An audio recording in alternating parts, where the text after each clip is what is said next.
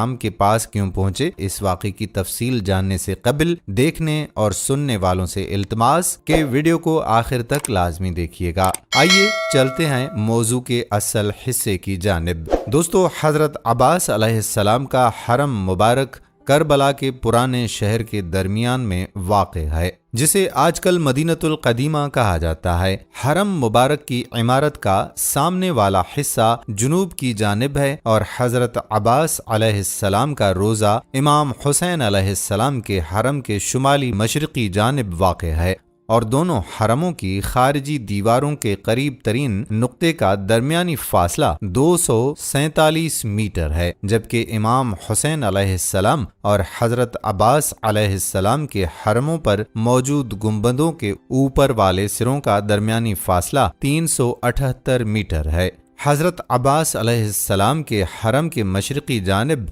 نہر علقمہ تھی، جس کا اس وقت نشان باقی نہیں۔ حضرت عباس علیہ السلام نہایت ہی حسین و جمیل اور اخلاق حسنہ کے مالک تھے۔ ان کا ظاہر و باطن ایک تھا۔ آپ کا نورانی اور تابناک چہرہ آپ علیہ السلام کو دوسروں سے ممتاز کرتا تھا، اور بنی ہاشم کے درمیان کے جس میں سب کے سب جمال و کمال کے درخشاں ستارے تھے، ان میں حضرت عباس علیہ السلام چاند کی مانند تھے۔ اسی بنا پر آپ کو قمر بنی ہاشم کے لقب سے بھی یاد کیا جاتا ہے۔ آپ کے حسن و جمال کی توصیف میں صرف شکل و صورت یا ان کے قد و قامت کو بیان کرنے کے علاوہ آپ کی روشن و منور فضیلتیں بھی ذکر کی جاتی ہیں۔ آپ کے دور میں آپ علیہ السلام کے تقوی اور پرہیزگاری، دیانت اور وفا اور عہد کا تذکرہ ہر ایک کی زبان پر تھا۔ اس کے علاوہ آپ کا شمار اسلام کے بڑے بڑے بہادروں میں ہوتا تھا۔ آپ نے شجاعت و دلاوری اپنے والد ماجد سے ورثے میں پائی تھی۔ دوستو، سانحہ کربلا میں حضرت عباس علیہ السلام نے جرأت و شجاعت کی وہ مثال قائم کی کہ جس کی مثال نہیں ملتی۔ آپ علیہ السلام نے دین حق کی خاطر شہادت قبول کی اور آپ کو کربلا میں ہی دفن کیا گیا۔ حال ہی میں آپ علیہ السلام کی قبر انور پر پیش آنے والے ایک حیران کن واقعے نے پوری دنیا کی توجہ حاصل کر رکھی ہے۔ سید مہدی بحر العلوم عراق کی ایک مرکزی حیثیت رکھنے والے ممتاز عالم دین گزرے ہیں۔ سید بحر العلوم کے دور میں ضرورت محسوس ہوئی کہ حضرت عباس علمدار علیہ السلام کی اصل تربت جو کہ زیر زمین ہے، اس کی مرمت کروائی جائے، لہذا تعمیراتی کام کرنے والے کاریگروں کو مقرر کیا گیا، وہ اسے سر انجام دیں۔ اس دوران مہدی بحر العلوم کام کا معائنہ کرنے کے لیے حضرت عباس کی تربت پر گئے اور کاریگروں کے کام کا جائزہ لینے لگے۔ کاریگروں میں سے ایک شخص نے مہدی بحر العلوم سے سوال کیا کہ ہم نے مجالس وغیرہ میں یہ سنا ہے کہ حضرت عباس علیہ السلام کا قد کاٹ اتنا تھا کہ جب آپ گھوڑے کی پشت پر بیٹھتے تو آپ کے پاؤں زمین پہ خط بناتے جاتے۔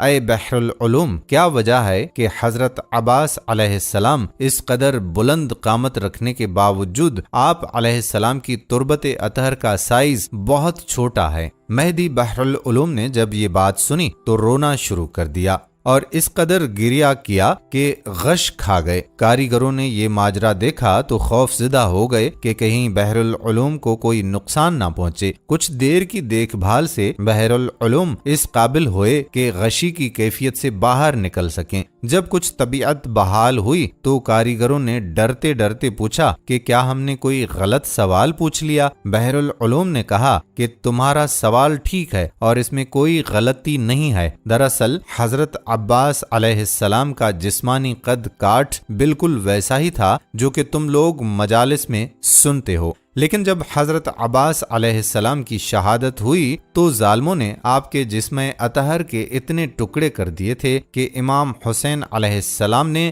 آپ کا لاش گٹھڑی میں باندھا اور بعد میں اسی گٹھڑی کو دفن کیا گیا۔ اس لیے حضرت عباس علیہ السلام کی تربت اطہر کا حجم عام تربت کی نسبت چھوٹا ہے۔ دوستو اس سے واضح ہوتا ہے کہ آل رسول پر کتنے مظالم ڈھائے گئے۔ حضرت عباس علیہ السلام کی ایک اہم خصوصیت یہ تھی کہ آپ نافذ البصیرہ اور گہری نظر رکھتے تھے اور معاشرے کے تمام سیاسی حالات اور کفر و نفاق کے تمام مکروہ حیلے سے بخوبی واقف و آگاہ تھے۔ آپ صرف بہادر اور جان باز اور شجاعت علم بردار ہی نہ تھے، بلکہ آپ علیہ السلام کی شخصیت فقاہت اور قداست، عبادت و بصیرت اور دور اندیشی، سادگی اور زہد و تقوی سے معمور تھی، اور اسی بصیرت و نظر کا نتیجہ تھا کہ آپ نے امام وقت سید الشہداء حضرت امام حسین علیہ السلام کی حمایت میں قیام کیا اور شرافت و کرامت کے اعلیٰ مقام پر فائز ہوئے اور صفحہ تاریخ پر ہمیشہ کے لیے اپنے نقوش چھوڑ دیے۔ حضرت امام جعفر صادق علیہ السلام اپنے چچا حضرت عباس علیہ السلام کے بارے میں فرماتے ہیں کہ ہمارے چچا عباس نافذ البصیرت تھے، انہوں نے اپنے بھائی امام حسین علیہ السلام کے ساتھ جہاد کیا اور آزمائش کی کسوٹی پر بالکل کھرے اترے اور جام شہادت نوش فرمایا۔ بصیرت اور دور اندیشی جسے امام علیہ السلام نے آپ کی توصیف میں بیان کیا ہے، وہ آپ کے لیے بہترین اور ناقابل افتخار سند ہے۔ ایسی بصیرت اور دور اندیشی جس کی آج سماج کے ہر طبقے کو بہت سخت ضرورت ہے، کیونکہ یہی بصیرت ہے جو سخت و پیچیدہ مراحل اور دقیق فیصلے کے وقت انسان کو سیدھے اور صحیح راستے کی طرف رہنمائی کرتی ہے۔